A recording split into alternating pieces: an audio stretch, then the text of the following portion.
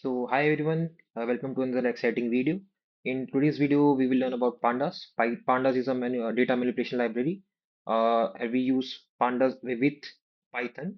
So, pandas is a very useful library in data science. And जो कुछ भी आजकल pandas डेटा साइंस के अराउंड हो रहा है, वो एक तरीके से pandas के बिना इमेजिन कर पाना मुश्किल है. So in this quick tutorial, we will learn about pandas, and in the next 5 minutes, we will learn what is pandas and आप कैसे डेटा एक्सप्लोर कर सकते हो, एनालाइज कर सकते हो, मॉडिफाई कर सकते हो, एंड ऑल्सो हम कुछ हैंड्स ऑन प्रैक्टिस भी करेंगे. So yeah, if you want to know more about me, you can scan this QR code here. Yeah. So yeah, first of all, what is pandas? So pandas एक data manipulation library है, Python की library है. Simple terms में अगर आपको pandas को समझना है, तो pandas can be Excel but with Python. So जहाँ जो कुछ आप एक्सेल के साथ आप इमेजिन कर सकते हो, वो आप सेम टू सेम पाइथन के साथ कर सकते हो. And also if you want to deep dive into it, एक एक और अनदर एक्सपेक्ट ये है कि अगर आपने एसक्यूएल के बारे में आपको थोड़ा सा नॉलेज है, तो कहीं ना कहीं आप एसक्यूएल और पांडास को एक तरीके से रिलेट कर सकते हो, क्योंकि डेटाबेस क्वेरिंग इसमें भी होती है, डेटाबेस क्वेरिंग उसमें भी होती है. एनालाइज आप इससे भी कर सकते हो, एनालाइज आप उससे भी कर सकते हो. सो एसक्यूएल भी एक काफी अच्छी एनालॉजी है पांडास के लिए. सो या सो की कंपोनेंट्स की अगर बात करें, तो पांडास के की कंपोनेंट्स मेजरली दो की कंपोनेंट्स हैं. पहले सीरीज और दूसरा दूसरा डेटा फ्रेम्स. क्लासिकल और ट्रेडिशनल तरीके की अगर पाइथन की बात करें, तो अगर आपको कोई डेटा सेट को एनालाइज करना होगा, तो आप लिस्ट से करते हो. लिस्ट में आप काफी तरीके के डेटा डाल सकते हो. लिस्ट एक पाइथन का डेटा टाइप है, तो आप उसका यूज करके एनालाइज कर सकते हो.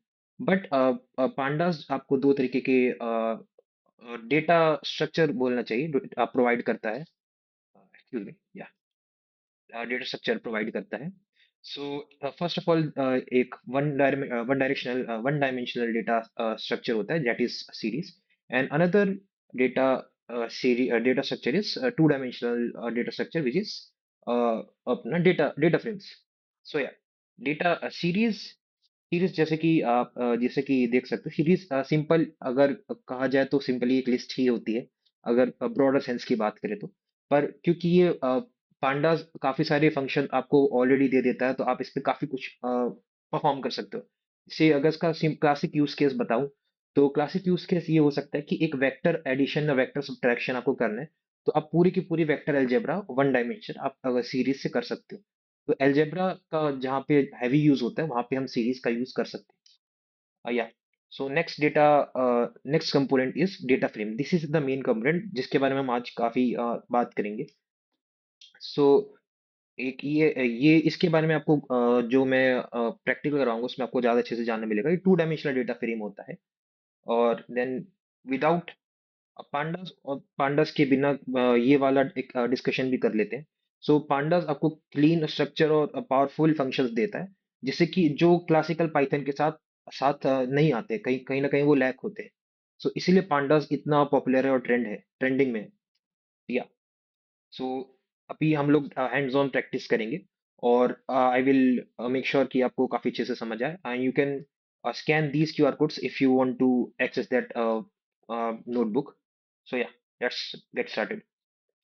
सो दिस इज गूगल कोलैब. जो आप आपके सामने देख रहे हो, इसको गूगल कोलैब बोलते हैं. एक पाइथन नोटबुक है. पाइथन नोटबुक से आप क्या समझ सकते हो, ये पाइथन का रन टाइम है, इसमें कर्नल्स और ये सब काफी सारे कॉन्सेप्ट्स हैं. आप इतना समझ सकते हो कि जो पाइथन का आप कोड लिखते हो, वो कहीं पे भी लिखते हो, आईडी में लिखते हो, चाहे आप वीएस कोड में, आप हमारा टूल है जिसमें आप लिखते हो, वो आप इधर भी यूज कर सकते हो. सिर्फ पाइथन की मैं बात कर रहा हूँ. So this is a tool provided by Google. So yeah so हम लोग इस ट्यूटोरियल में हम लोग एक डेटा फ्रेम के बारे में स्टडी करेंगे, फिल्टर करेंगे, कुछ सॉर्टिंग करेंगे और कुछ मॉडिफिकेशन करेंगे. So let's get started. So first of all, अगर मैं इसको इंपोर्ट करने की बात करूँ अपने पांडास को, सो इंपोर्ट फंक्शन हमको हमको इंपोर्ट करना पड़ता है किसी भी लाइब्रेरी को, अगर हम इसको यूज करना चाहते हैं. So we will import pandas as P D. या इस लाइन में मैंने आपको अगर मैं दिखाऊं, तो मैंने दो चीजें की है. इंपोर्ट मैंने पांडास किया है, और मैंने एलियासिंग साथ में कर दी. एलियासिंग इन द सेंस कि अगर मैं पांडास को डायरेक्टली यूज नहीं करना चाहता, मैं इसको छोटे नाम से बुलाना चाहता हूँ और शॉर्ट फॉर्म से यूज करना चाहता हूँ, तो मैं वो भी कर सकता हूँ. जैसे मैंने एज पी डी कर दिया. अगर आप यहाँ पे आप कुछ भी लिख सकते हो, कुछ भी, anything. Ramesh, Suresh, anything what ever you want, ठीक है। सो आप उस जो आप एलियास लगाते हो आपको वही यूज करना होगा आगे। बस इस चीज का आप ध्यान रखिए, और केस सेंसिटिव होता है ये पूरा सिंटेक्स, तो केस का ध्यान रखना पड़ेगा हमको। Yeah so I will in the step one I will create a data frame and we will discuss more about it. Yeah, data frame. हाँ, so we will create instance first.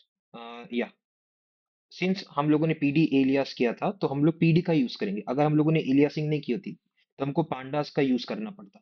Still ये valid है अभी भी, but आप PD हम लोगों ने aliasing की तो हम पीडी का यूज करेंगे इसमें। पांडास डेटा फ्रेम और डेटा, या एंड देन मैं इसको प्रिंट करा दूंगी। That's it. या सो आप देख सकते हैं कि इसने हम लोग ऑटोमेटिकली एक डिक्शनरी, पाइथन डिक्शनरी हम लोगों ने डिक्लेयर की। तो इसने फर्स्ट ऑफ ऑल कॉलम्स अपने आप इसने डिटेक्ट डिटेक्ट कर लिए और इंडेक्सिंग भी कर दी। हम लोगों ने इसको इंडेक्स करने नहीं बोला था, पर ऑटो इंडेक्सिंग इसकी इसने अपने आप कर दी, 0 1 2 3 4। And these the keys of the dictionary are referring as columns, and वो कॉलम्स बन जाते हैं। एंड द रोज रोज उसके वैल्यूज से लिए जाते हैं।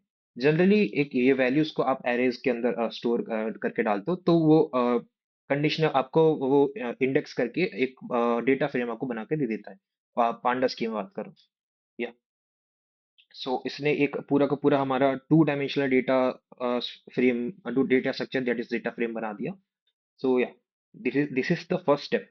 अब हम इसमें कुछ, अगर आप कोई आपको कोई डेटा सेट दे दिया जाए, अभी तो यहाँ पे एक डिक्शनरी का यूज किया गया, पर सपोज कोई बड़ा डेटा सेट दे दिया जाए, जैसे कि एक सीएसवी आपको बोल दिया जाए कि सीएसवी फाइल है, आपको उसको एनालाइज करके बताना है कि इसमें नल वैल्यूज कितनी, इसमें क्या है, तो आप काफी तरीके के इसमें इंपोर्ट फंक्शंस और काफी तरीके होते हैं। जैसे सीएसवी के लिए रीड अंडरस्कोर सीएसवी फंक्शन का आप यूज कर सकते हो, और काफी अलग अलग तरीके के डेटा सेट यूज कर सकते हो।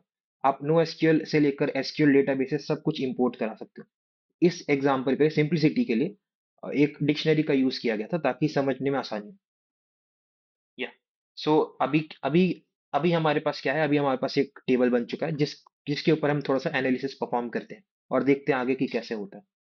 सो या अगर स्टेप टू में अगर हम लोग देखें तो स्टेप टू में हम लोग बेसिक इंफॉर्मेशन देखेंगे कि ये डेटा सेट है क्या। आपको कोई बड़ा सा डेटा सेट दे दिया जाएगा और उसमें आपको पहचानना है कि मैं इसमें क्या हाइपोथेसिस टेस्टिंग कर सकता हूँ, क्या इसमें मैं स्टैटिस्टिक्स अप्लाई करके और क्या मैं इनसाइट्स निकाल सकता हूँ।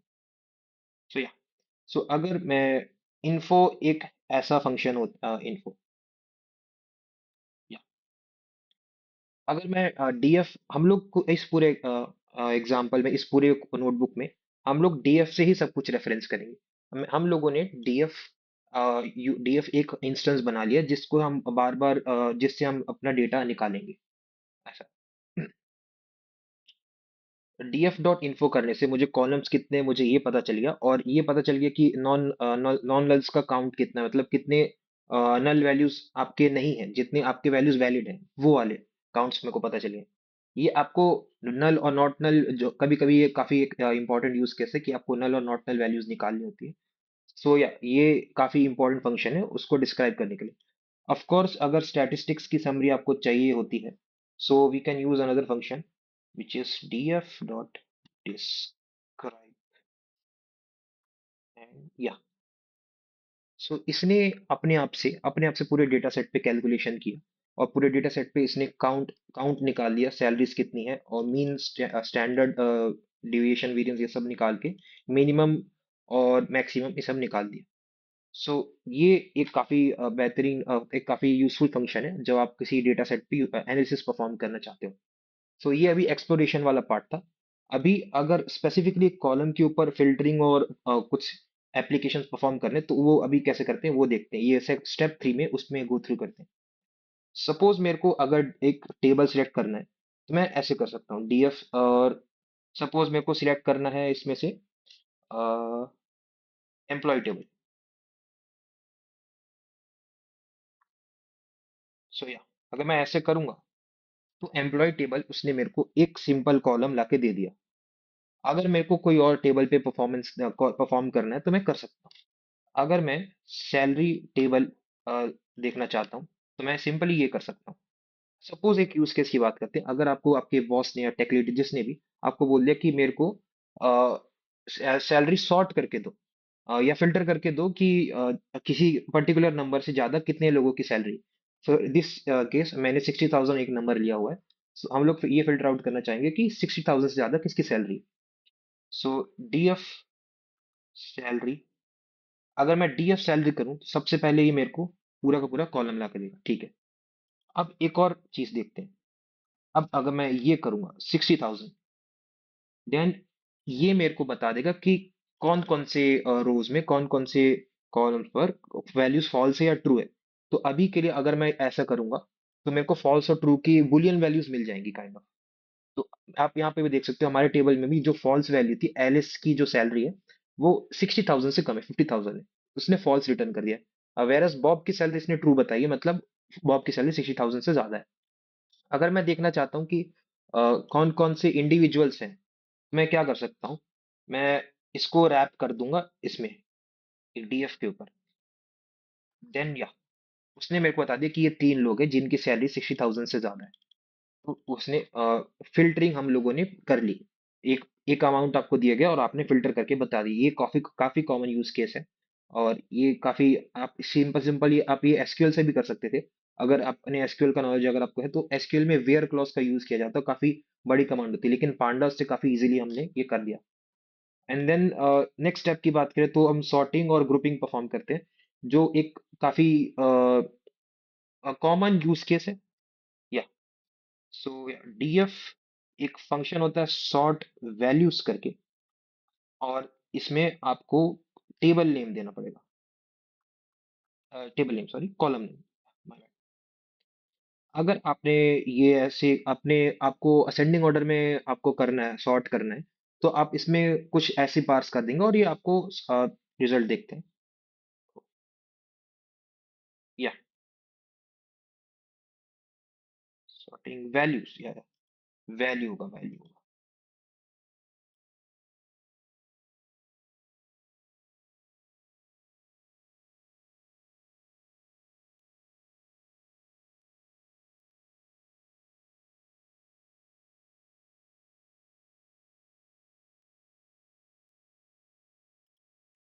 सम रीजन, ah सैलरी, हाँ।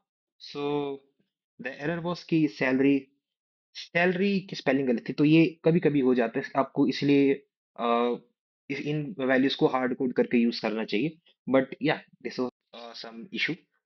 सो या लेट्स गो। हाँ हाँ हाँ, शॉर्ट वैल्यूज। या फाइनली फाइनली हो गया। सो सॉर्ट वैल्यूज एक, हम लोगों ने एक फंक्शन, इनबिल्ट फंक्शन का यूज किया जिसने हमको सॉर्ट वैल्यूज, हम लोगों को टॉप से हम लोग को वैल्यूज असेंडिंग ऑर्डर में सॉर्ट करके दे दी। सॉर्ट सॉर्ट वैल्यूज फंक्शन क्या करता है, सॉर्ट कर देता है असेंडिंग ऑर्डर में। सो अगर मैं ये टेबल देखूं और उसमें देखूं तो इसने ascending order top to bottom, ठीक, टॉप टू बॉटम असेंडिंग मतलब टॉप टू बॉटम।